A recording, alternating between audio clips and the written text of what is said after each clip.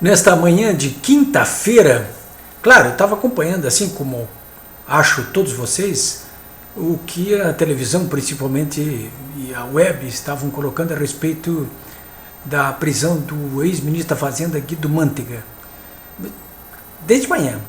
Mas lá pelas 11 horas, depois de ouvir muita coisa, de conversar com pessoas, inclusive, de discutir essa questão da prisão do Mantega, eu acabei escrevendo um post, vocês vão encontrá-lo ali no www.polibbraga.com.br, dizendo que a prisão do Guido Mantega tinha sido politicamente incorreta. Muita gente, inclusive até amigos meus, me questionaram dizendo: puxa, Políbio, até você caindo nessa cantilena dos petistas aí. Na verdade, eu não estava caindo na cantilena de ninguém. Eu estava fazendo uma avaliação política da prisão do Guido Mantega, porque é óbvio que prender um homem como o Guido Mantega, foi ministro da Fazenda.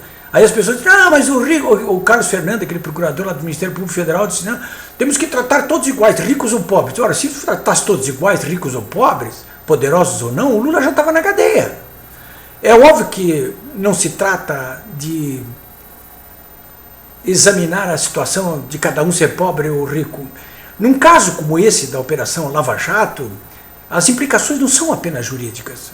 Não é possível você examinar toda essa zorra apenas do ponto de vista policial e político e jurídico, porque existem questões políticas graves aí colocadas. E existem questões sociais graves aí colocadas. Políticas por quê? Porque nós estamos tratando aí de lideranças que até há pouco tempo, durante 12 anos, governaram esse país.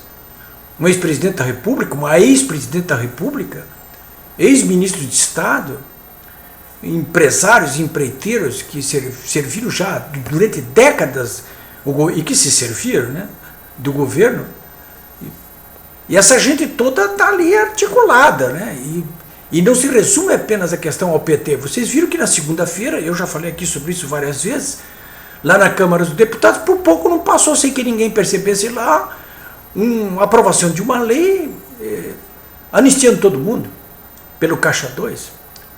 Não fossem deputados da Rede, do PSOL e muitos do PMDB, do PS, de outros partidos, inclusive PSDB, protestar ali em alto e bom som, teria passado. Por quê? Porque os líderes de todos os partidos grandes, dos grandes partidos, estou falando dos grandes partidos, quem são? É PT, PP, PMDB, DEM, PSDB, todos eles estavam mancomunados ali na segunda-feira, pronto para aprovar esse projeto, essa proposta de anistia do Caixa 2, enfim, da Lava Jato, né?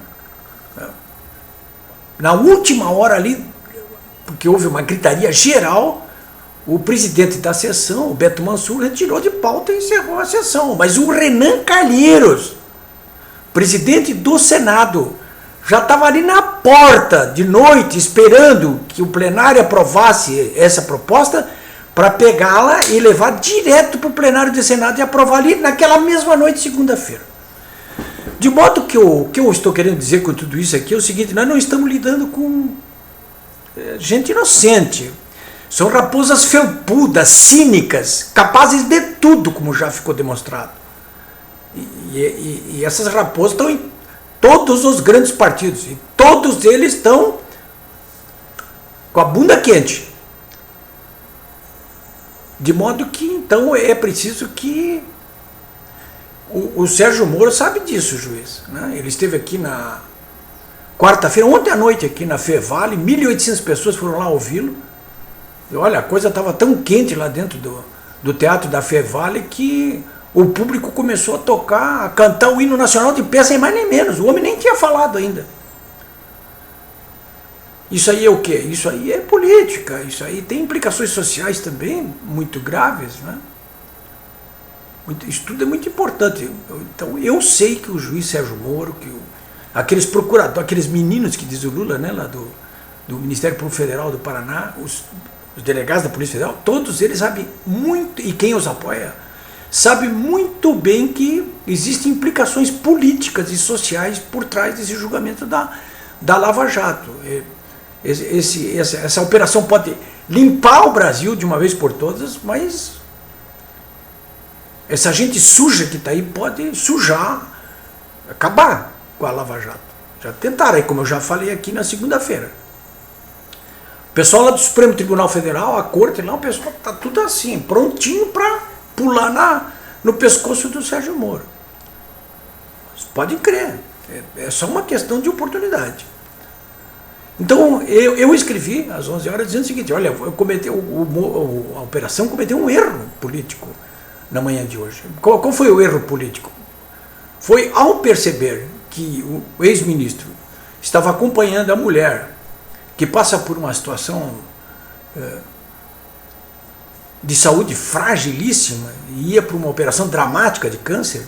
Ele estava ali acompanhando a mulher. Naquele momento ali tinha que ser desativada a operação. Tinha que ser desativada a operação. Ou no mínimo ele não tinha que ser preso. Faltou sensibilidade ali naquela hora. Ah, não, mas não interessa, bandido tem que ser preso, não importa onde está. Não, senhor, bandido tem que ser preso, não importa onde está, não. Depende do bandido e depende da situação. Essa não era uma situação. Essa não é uma situação. Não era. E eu disse isso claramente.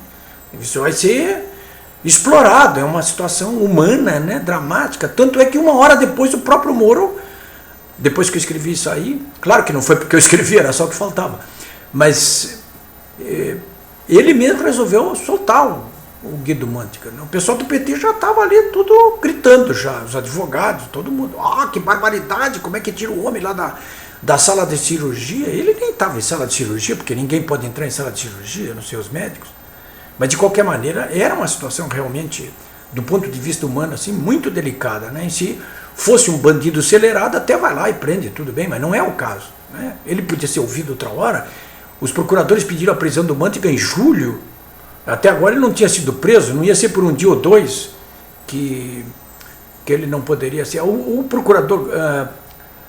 procurador Carlos Fernando, ali na coletiva da manhã desta quinta-feira, fez duas colocações. Primeiro disse: olha, ninguém sabia que a mulher dele estava internada. Ora, o que é isso? Claro que todo mundo sabia. Eu estou careca de saber disso aí. Todo mundo sabia, sim, que ela estava doente, né? E depois tem outro: para que serve a campana da polícia? Ah, não, a Polícia Federal não faz campana. Por que não faz campana? Que história é essa? Sempre fez, de repente não faz mais? Não, sabia sim, né? E é claro que a informação também vazou para o Mantega. Como é que o Mantega sai 1h30 antes do início da operação, sai de casa às 4h30 da manhã, sabendo que às 6h30 o pessoal da Polícia Federal ir lá e vai para o Hospital Alberto Einstein? Quer criar um fato político, como de fato, como acabou acontecendo, né? Alguém soprou para ele, passou lá para dentro, né?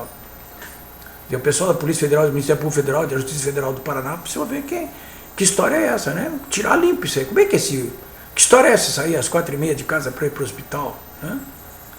Bom, senhores, esse é o primeiro caso lá do Carlos Fernando. O Carlos Fernando disse uma outra coisa também com a qual eu não concordo, que é o fato de que depois de desencadeada uma operação dessas proporções não pode ser interrompida. Pode sim.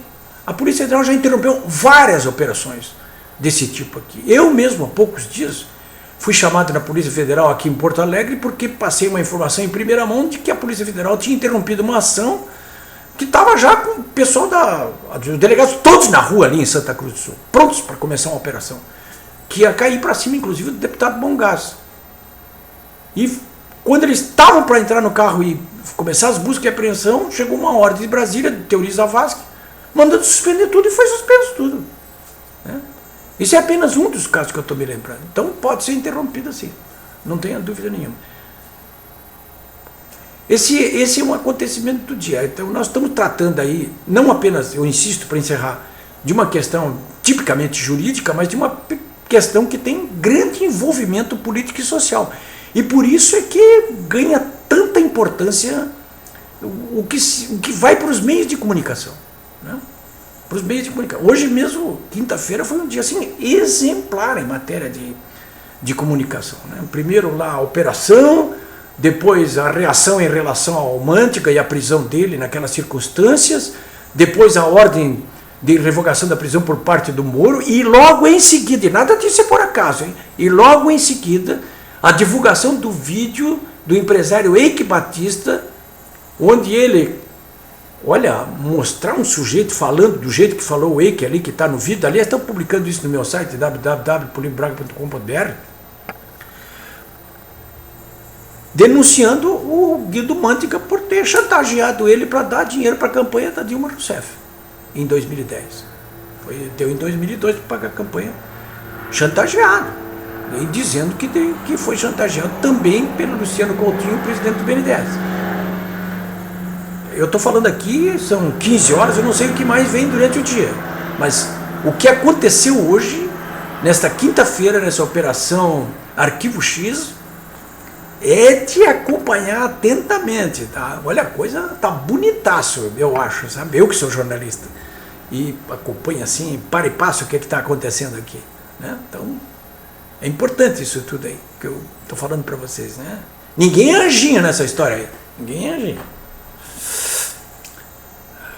Mas o PT está numa zinuca que... Muito bem, senhores, eu volto amanhã.